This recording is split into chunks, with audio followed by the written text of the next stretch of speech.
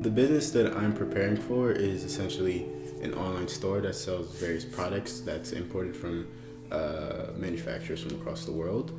Originally, I started it a couple years ago because before, when everyone's still, in their houses, everything was online, it was kind of like a golden age for me. But once everybody started coming back out and it kind of started going back to normal, that's when I started to notice it, because then prices for things started to rise, obviously because people are trying to make their money back, and inflation, the whole thing.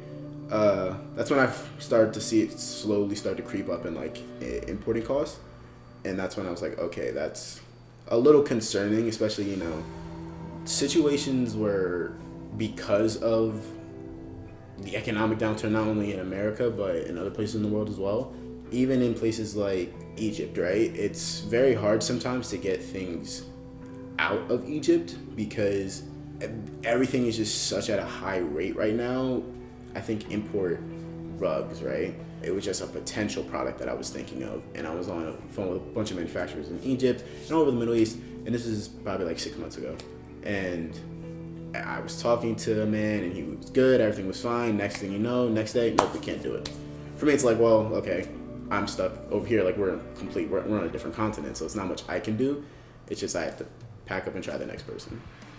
So I would say the biggest economic downturn is not being able to break even at the moment, because importation costs is definitely way more than what it used to be. You might break even, but all the effort might not be worth it, especially coming out of a pandemic, which isn't a normal thing. So this was fully to be expected. I'm just hoping it just runs its course.